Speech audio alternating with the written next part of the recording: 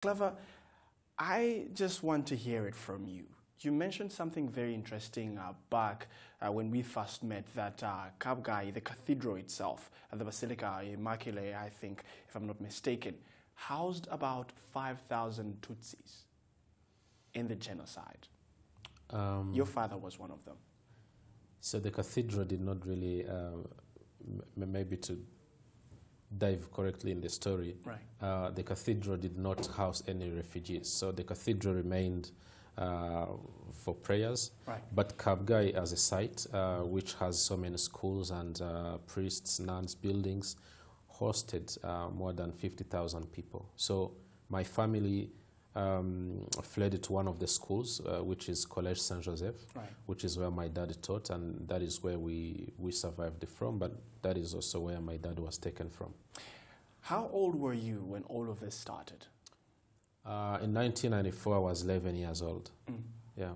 And you were in primary 3, primary 4, if I recall? Primary 4. Right.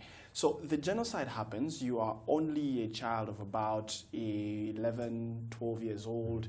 You don't really understand what is going on. Maybe if you did, you could tell us. But tell me, today we're still seeing, I think you just followed up on what we were saying in the beginning of the show, so many, more than 1,000 perpetrators that are still roaming out there. And if you followed the news today, what we saw in Le Monde in the morning, you know, cartoons about the Rwandan genocide and reconciliation, mockery, really, if you ask me. As someone that lived through this, what could you say? One, it's very sad that 25 years later we still have people denying or, you know, making jokes around this tragedy, right. Which is really a shame. And for us, for me, as a survivor of this genocide against the Tutsi, it's that day you feel that the pain is still there, because someone is, you know, reminding not only that you lost your people, but there is no honor being given to them. Right. And what happened today in Le Monde, I think it's something to really simply not accept. But it should start from here, home. Yes, it is very sad that it's coming from outside, but we as Rwandans, what are we doing to make sure that we campaign against the denial which is growing outside Rwanda? Today you've written and you've published a book, That Child Is Me. I want you to tell us more about this, the stories in this book. What do they speak of? So the story in this book, That Child Is Me, it's pretty much my story, my memories of the past and my survival journey. But what makes this book very different from other books is the story is taken to young children. So my story being told to young children. And the way I did it, I bear in mind that these are young children, and the truth that I'm bringing out, I tried to bring it out in a less traumatic manner, right? Because we've got to be careful about how we expose them to our traumas of the past. So I myself am a parent. I have 2 kids, and we have started really talking about the memories of my childhood. So I felt that it was very important for me to do something for them. As I was writing the book, I also realized that maybe other parents out there also are challenged. They are not finding words, and, you know, to tell their stories, or they don't even find that as an important topic to, you know, to touch. Yes, to touch. Claver, let me hold this book just for a second.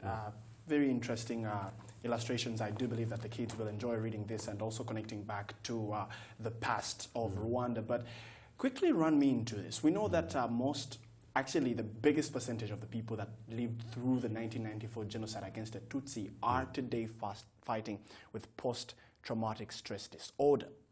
Talk to me about healing, because yes, we're writing stories for the younger generation to read and to understand what it was like then. But for the people that lived through these atrocities, What is being done for the healing process? Yeah, as we talk about my book, let me also recognize that not all survivors have made 25 years later, the same steps in healing. Right. So I'm probably somewhere, but the healing, healing is a journey. One, when you look back, the past is very charged with emotions and pain. So how does one revisit that past that is very traumatic? It is not easy, which is why many survivors are still out there with trauma. But I must say I was lucky to grow up in a professional environment that reminds me every day that genocide prevention goes with education, the right education people can get. And therefore we need materials to approach this history, this tragedy. So I work for the Kigali Genocide Memorial. It's going to be 10 years now.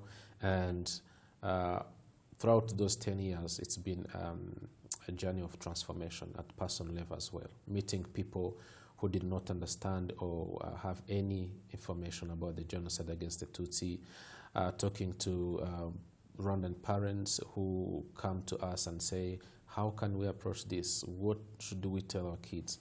That in itself inspired me to work on this book.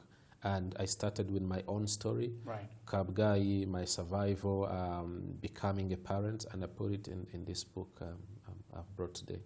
How powerful is reading and writing to today's generation, and how do you see your works and other works around, documenting the 1994 genocide against the Tutsi could work in unifying Rwanda?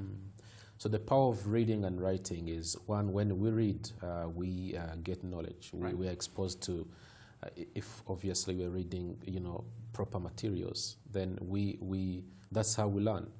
So reading help us to learn new things in life. I hope kids who will read this book will learn more about myself, but also about the history of our country. Writing can go from helping you to take out the story you have, but also to a healing journey. So in my own journey, writing has been a way of healing because I was bringing out all this pain I have inside me, and given a platform like this to talk about this journey comes to sustain my healing journey I've been taking through writing and singing. Very interesting. The Child Is Me is officially out. Where can we find one? So this book is available at the Kigali Genocide Memorial Bookshop, at Ikirezi Bookshop. But Imagine We, the company that published me, is also willing to make home deliveries upon request. Right. Thank you very much for getting time to speak to us.